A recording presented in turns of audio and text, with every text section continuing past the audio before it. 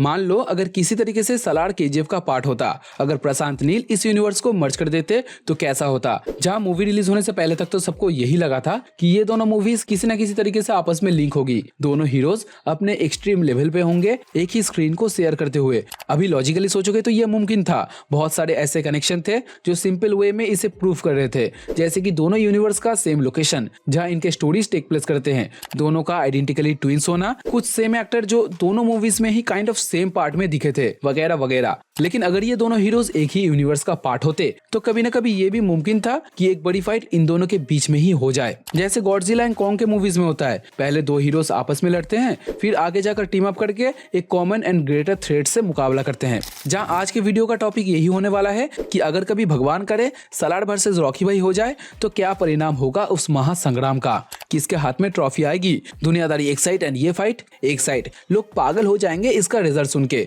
जैसे कि हमने अपने पिछले वीडियो में डिस्कस किया था कि अगर कभी वर्दा एंड सलार के बीच में फाइट हो जाए तो कौन जीतेगा, जहां दोनों के एबिलिटीज को कंपेयर करते हुए हमें एक ग्राफ देखने मिला जिसमें आखिर तक कौन जीतेगा एंड किस सुप्रीमेसी के साथ एक दूसरे को डोमिनेट करेंगे उसका अंदाजा हुआ। जहां इस वीडियो में सलार एंड रॉकी भाई दोनों ही आइकॉनिक कैरेक्टर हैं, इनके सामने अच्छे अच्छे एनिमीज भी पानी नहीं मांगता। दोनों के एबिलिटीज एंड पावर को अगर एक दूसरे के खिलाफ यूज करे तो एक अच्छा टक्कर देखने मिलेगा।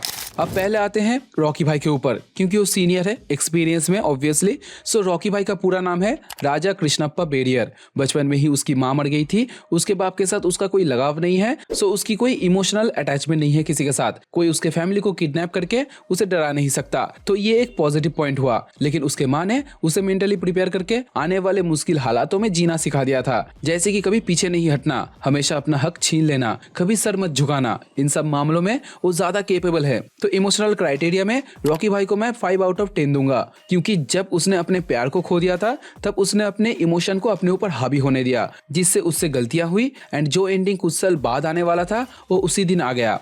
अब रॉकी भाई का पावर है उसकी आर्मी। उसके पास वानरम जैसे सेना नायक हैं जिसने अपना लहू देकर वफादारी का कसम खाया है। वानरम एक ह्यूज वेपन से लेस आर्मी को ऑपरेट करता है रॉकी के लिए एंड इनके अलावा 1000 की संख्या में कॉमन आदमी का जोर है उसके पीछे, जो रॉकी ने खुद अपने दम पे कमाया। सो पावर के मामले में मैं उसे 9 आउट ऑफ 10 दूंगा। जहाँ कैपेबिलिटी की बात करें तो रॉकी भाई कुछ भी हासिल कर सकता है। उसके पास सोने की लंका बनाने जितना सोना है, जिसे बनाने के बाद भी इतना सोना बच जाएगा कि उससे वो एक देश खरीद सकेगा। जहाँ पैसों के मामले में उसे वर्ल्ड रिचेस्ट पर्सन में गिना जाएगा, जिससे हम अंदाजा लगा सकते हैं कि ये बंदा कभी भी कुछ भी डिमांड कर सकता है, चाहे वो वर्ल्ड की डेडलीस्ट वेपन हो या स्ट्रॉन्गेस्ट आर्मी, कुछ भी समन कर सकता है।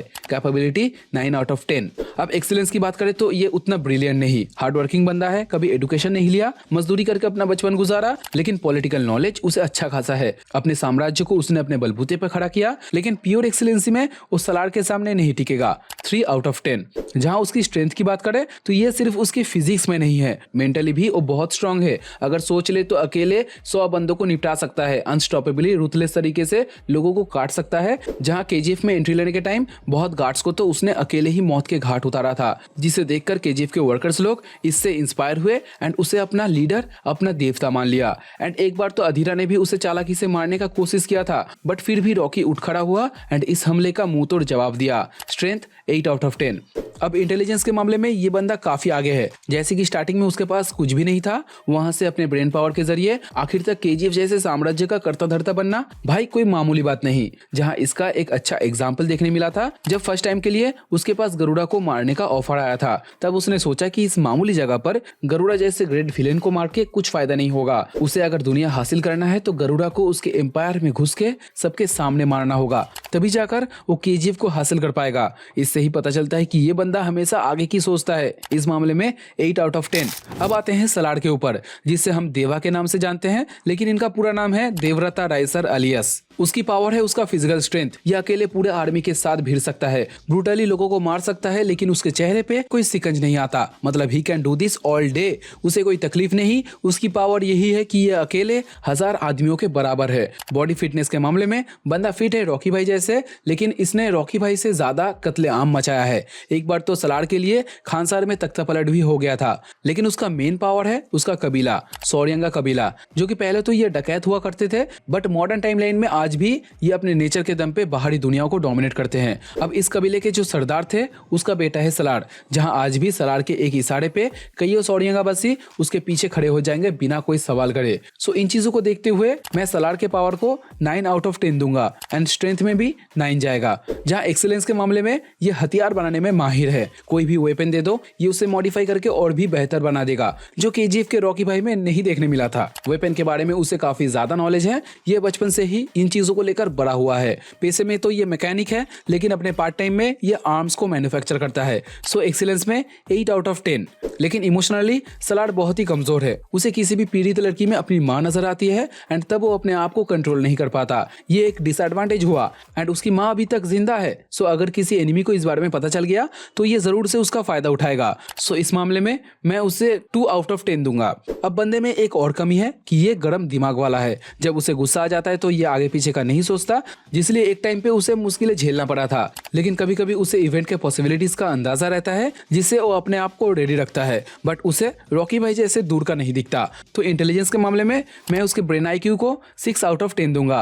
अब कैपेबिलिटी की बात करें तो उसके पास कोई ह्यूज आर्मी नहीं है, ना ही रिसोर्सेस है जिससे वो अपनी खुद की आर्मी बना पाए। बस कुछ गिने चुने ही साथी बचे हैं जो उसके साथ इस बैटल पे खड़े होंगे। तो इस मामले में रॉकी भाई सलार को टेक ओवर कर लेगा। Capability 5 out of 10। सो देखा जाए तो रॉकी भाई ने इस बैटल को आसानी से जीत लिया। दोनों लगभग बराबर का टक्कर दे रहे थे एक दूसरे को, बट ग्राफ को समझते हुए हमें विनर मिल चुका है। कांग्रेचुलेशन रॉकी भैया, आपको ट्रॉफी मुबारक हो। बट इसमें आपका ओपिनियन क्या है? क्या आप इस रिजल्ट से एग्री करते हैं या फिर आपका कुछ अलग ही विचार है? अपना ओपिनियन मुझे कमेंट करके जरूर बताना एंड अगर कुछ पॉइंट ऐसा हो जो मैंने मिस कर दिया है तो उसे जरूर से कमेंट कर देना। वीडियो पसंद आए तो लाइक करते हुए जाना। एम करते हैं 5 लाइक या 10 लाइक, जो तुम्हारा मर्जी हो कर देना। बात करते हैं नेक्स्ट वीडियो में, तब तक टाटा बाय बाय।